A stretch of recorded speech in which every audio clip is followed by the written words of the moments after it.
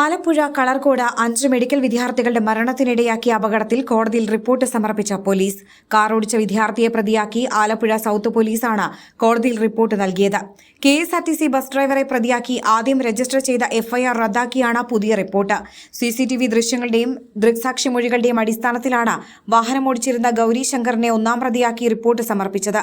വാഹനമോടിച്ച വിദ്യാർത്ഥിയുടെ വീഴ്ചയാണ് അപകടത്തിനിടയാക്കിയതെന്നാണ് റിപ്പോർട്ട്.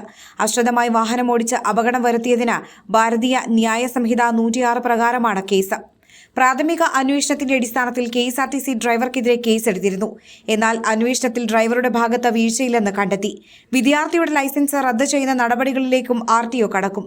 എന്നാൽ വിദ്യാർത്ഥിയുടെയും രക്ഷിതാക്കളുടെയും മാനസികാവസ്ഥ കണക്കിലെടുത്ത് പിന്നീടായിരിക്കും നടപടി. അപകടമുണ്ടായത് തൊട്ടുമുൻപിലെ വാഹനത്തെ മറികടക്കുന്നതിനിടയിലാണെന്ന് കാർ ഓടിച്ച ഗൗരീശങ്കർ മൊഴി നൽകിയിരുന്നു. മുൻപിലുണ്ടായിരുന്ന കാറിനെ വലതുവശം വഴി മറികടക്കുമ്പോൾ ഉദ്ദേശിച്ച വേഗം കിട്ടിയില്ല. എതിർവശത്തു നിന്ന് KSRTC ബസ് വരുന്നത് കണ്ട പെട്ടെന്ന് ബ്രേക്ക് ചവിട്ടി. വാഹനം നിയന്ത്രണം വിട്ട വലതുവശത്തേക്ക് തെന്നിമാറിയാണ് ബസ്സിൽ ഇടിച്ചു കയറിയതെന്നും തൃപ്പൂണിത്തുറ കണ്ണൻകുളങ്ങര സ്വദേശിയായ ഗൗരീശങ്കർ പോലീസിന് നൽകിയ മൊഴിയിൽ പറയുന്നു. അപകടത്തിൽ പരുക്കേറ്റ അതീവ ഗുരുതരാവസ്ഥയിൽ ഗവൺമെന്റ് മെഡിക്കൽ കോളേജ് ആശുപത്രിയിൽ കഴിയുന്ന 3 പേരിൽ എടത്വ സ്വദേശി ആൽവിൻ ജോർജിനെ വിദഗ്ധ ചികിത്സയ്ക്കായി എറണാകുളത്തെ സ്വകാര്യ ആശുപത്രിയിലേക്ക് മാറ്റി.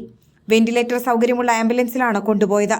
കൊല്ലം പോരുവഴി കാർത്തിക വീട്ടിൽ ആനന്ദ് മനു, ചേർത്തല മണപ്പുറത്ത് വീട്ടിൽ കൃഷ്ണദേവ് എന്നിവരുടെ നില അല്പം മെച്ചപ്പെട്ടതോടെ വെന്റിലേറ്ററിൽ നിന്ന് മാറ്റി.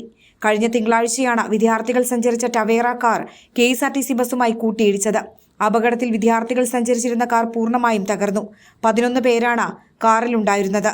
സിനിമയ്ക്ക് പോകാൻ വേണ്ടിയായിരുന്നു ഇവർ കാറുമായി ഹോസ്റ്റലിൽ നിന്ന് ഇറങ്ങിയത്. ഇതിനിടയിലായിരുന്നു അപകടം.